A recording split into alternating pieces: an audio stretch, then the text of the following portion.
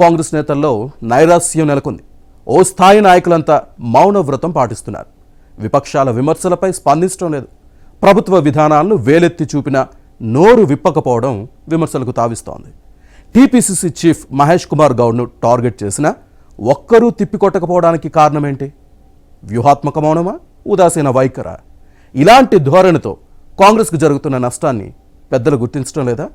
ప్రభుత్వ ప్రతిష్ట మంట కలుస్తున్నా నష్ట నివారణ చర్యలపై ఎందుకు దృష్టి పెట్టడం లేదు? పూర్తి వివరాలు ఇన్సైడ్ స్టోరీలో చూద్దాం.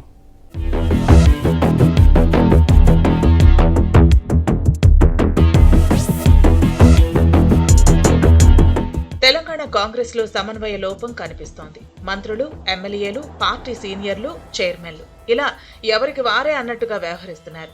ప్రజా సమస్యలపై విపక్షాలు ప్రభుత్వాన్ని విమర్శిస్తున్నా తిప్పికొట్టే దిక్కు లేకుండా పోతోంది. ఈ పరిస్థితిని కేడర్ తప్పుపడుతున్నా సరిదిద్దే నాథులు లేరు. నిజామాబాద్ జిల్లాలో ఇది కాస్త ఎక్కువగానే కనిపిస్తోంది. ఎమ్మెల్యేలు, కార్పొరేషన్ చైర్మన్లు, రాష్ట్ర, జిల్లా స్థాయి పదవుల్లో ఉన్న పార్టీ నేతలు 15 మందికి పైగా ఉన్నారు. టీపీసీసీ అధ్యక్షుడు మహేష్ కుమార్ గౌడ్ ఈ జిల్లావాసి కావడంతో ఇక్కడి నేతల తీరుపై సహజంగానే అందరికీ ఆసక్తి ఉంటుంది. ప్రభుత్వం అమలు చేస్తున్న అభివృద్ధి, సంక్షేమ కార్యక్రమాలను మరింత విస్తృతంగా ప్రజల్లోకి తీసుకువెళ్లేందుకు మహేష్ గౌడ్ ప్రయత్నిస్తుంటే జిల్లా నేతలు మాత్రం సైలెంట్ గా ఉంటున్నారు. ప్రభుత్వ పథకాలను ప్రజల్లోకి తీసుకెళ్లే కార్యక్రమాలను పక్కన పెట్టారు. కనీసం విపక్షాల విమర్శలను తిప్పికొట్టేందుకు ప్రయత్నించకపోవడం విమర్శలకు తావిస్తోంది. ఓ స్థాయి నాయకులు ఎవరికి వారే గ్రూపులను నడుపుతున్నారు. తమ వర్గాన్ని కాపాడుకోవడం, సొంత వ్యాపకాలు, వ్యాపారాలను నడుపుకోవడంపై చూపుతున్న శ్రద్ధ ప్రభుత్వంతో పాటు పార్టీపై పెట్టడం లేదు. దీంతో విపక్షాల దూకుడు ముందు కాంగ్రెస్ ప్రతిష్ట మంట కలుస్తోంది. నిజామాబాద్ జిల్లాలో బీజేపీ, బీఆర్ఎస్ నేతల స్పీడ్ పెరిగింది. ఈ రెండు పార్టీల ముఖ్య నేతలు ప్రజల్లోకి వెళ్లి ధాన్యం కొనుగోలు, రైతు భరోసా నిధులు విడుదలలో జరిగిన జాప్యం వంటి అంశాలపై ప్రభుత్వాన్ని నిలదీస్తున్నారు. ముఖ్యమంత్రి రేవంత్ రెడ్డి రాష్ట్రాన్ని అధోగతి పాలు చేస్తున్నారని విమర్శిస్తున్నారు. కాంగ్రెస్ పాలనలో రాష్ట్రం అప్పుల కుప్పలా మారిందని బీజేపీ ఎంపీ అరవింద్ తరచూ ముఖ్యమంత్రిపై విరుచుకుపడుతున్నారు. బీజేపీ ఎమ్మెల్యేలు పైడి రాకేష్ రెడ్డి, ధన్పాల్ సూర్యనారాయణ, కాంగ్రెస్ ఎమ్మెల్యేలు మట్టి, ఇసుక మాఫియా అంశాలను ప్రస్తావిస్తున్నారు. విపక్షాల మాటలు ప్రజల్లోకి వెళుతున్నా కాంగ్రెస్ నేతలు కౌంటర్ ఇవ్వకుండా ముడుచుకుని కూర్చోవటం విమర్శలకు తావిస్తోంది. కేడర్ ఇదే అంశాన్ని ప్రస్తావిస్తోంది. దీంతో ఇందూరు కాంగ్రెస్ లో గందరగోళం నెలకొందనే మాట వినిపిస్తోంది.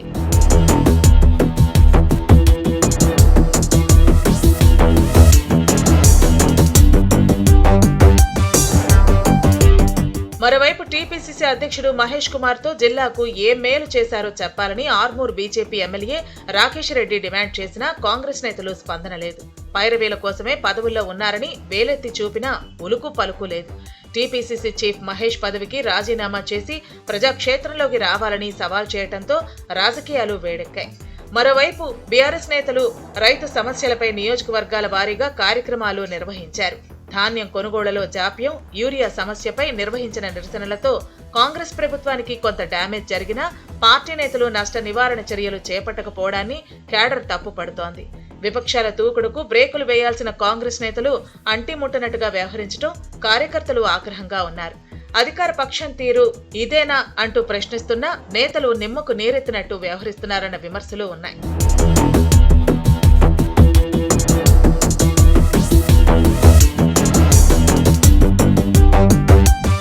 ఉమ్మడి నిజామాబాద్ జిల్లాకు మంత్రి పదవి లేదు.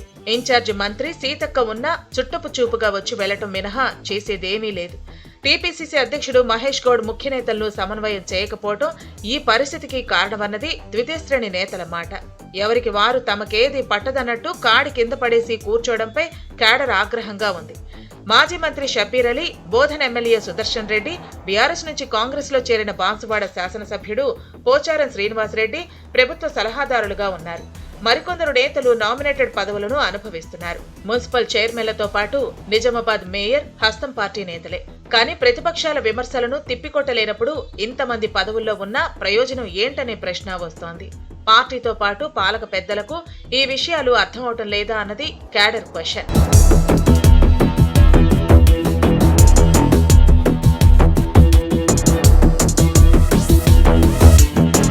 కాంగ్రెస్ ఎమ్మెల్యేలు, చైర్మన్లు ఎవరికి వారే తమ సొంత పనుల్లో బిజీగా మారటంతో పార్టీ శ్రేణులు అసహనం వ్యక్తం చేస్తున్నాయి. ప్రభుత్వం అమలు చేస్తున్న అభివృద్ధి సంక్షేమ కార్యక్రమాలను ప్రజల్లోకి తీసుకెళ్లలేనంత పని ఒత్తిడితో ఉన్నారా అంటూ హస్తం పార్టీ కేడర్ సెటైర్లు వేస్తోంది. కీలక నేతలు మారకపోతే పార్టీ పరిస్థితి దిగజారే ప్రమాదం లేకపోలేదన్న ఆందోళన వ్యక్తమవుతోంది. కాంగ్రెస్ పరిస్థితి మేడిపండు చందంగా ఉందనే వ్యాఖ్యలు వినిపిస్తున్నాయంటే ఉనికి ఎలా ఉందో అర్థం చేసుకోవచ్చు. జిల్లా నుంచి రాష్ట్ర స్థాయి వరకు రగులుతున్న వర్గపోరులో పవర్ఫుల్ లీడర్లు నలిగిపోతున్నారని వినిపిస్తోంది. ఆశించిన పదవులు రాక, మాట్లాడే అవకాశం లేక మదన పడుతున్నారు. కాంగ్రెస్ నేతలు మౌనానికి కారణాలు ఎన్నున్నా చాప కింద నీరులా విస్తరిస్తూ బలపడుతూ విపక్షాలు చేస్తున్న విమర్శలను తిప్పికొట్టకపోతే కాంగ్రెస్ కు జరిగే నష్టానికి అందరూ బాధ్యత వహించాల్సి ఉంటుందని క్యాడర్ వార్నింగ్ ఇస్తోంది. ఇకనైనా నేతల తీరు మారుతుందా? ఏసీ గదులను వీడి ప్రజల్లోకి వస్తారా? ప్రభుత్వానికి, పార్టీకి ఊతమిస్తారా అన్నది చూడాలి.